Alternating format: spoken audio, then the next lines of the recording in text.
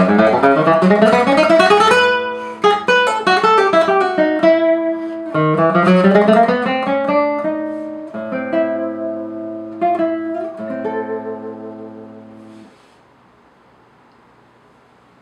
friends, how are you today? This is a continuation video for my series on how to maintain a good tone while playing fast. I apologize for not being present for a while. It's been several weeks, so I hope you've been practicing the tips that I've been giving you in the other videos. It's very essential to be able to do those very comfortably and very easily, and have a good grasp on the concepts that we talked about before we move on to this video. So please revisit those. Today I would like to talk about how to maintain a good tone in scales, in playing fast scales or even slow scales, and what are the issues that we run into when we are playing scales.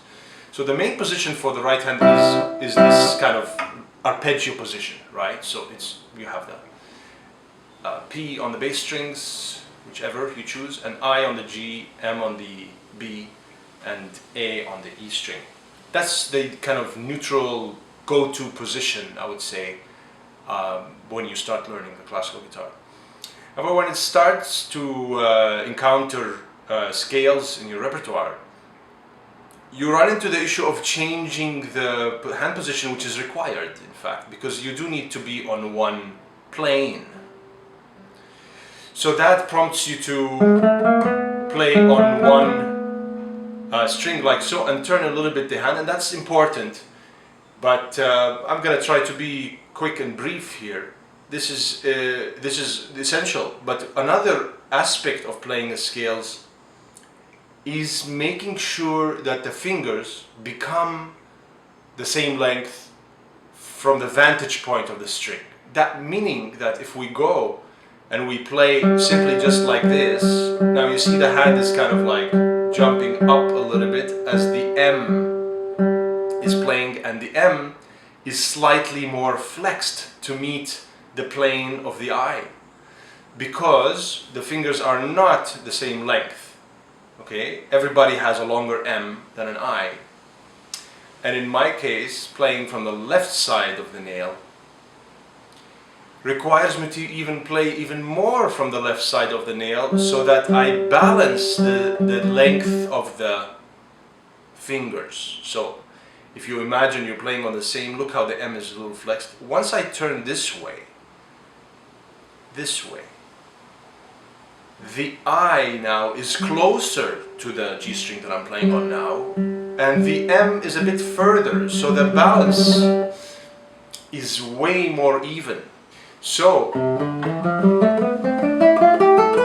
that requires also a good nail for it to work. You will notice that once if you're playing normally like this and you're having issues with your scales, try the inward tilt.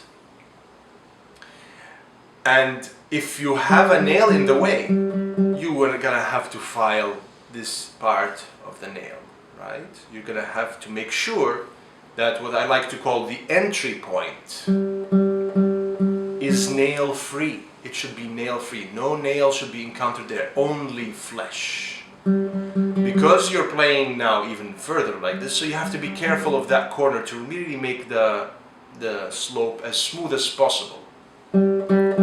So what I want you to do from this one, we'll keep it short and simple, is to play scales, any scale that you like, while making sure that you have this inward turn and the alignment instead of arpeggio on the string. So there's two things, alignment and then the inward turn, and then you can feel free and play staccato, legato, whatever you like. Both should work easily, and you will sense that there is a lessening of the resistance once you turn this way, because you are balancing the length of the fingers. They will seem both the same length for the string. So I hope this helps, and I'll see you next time.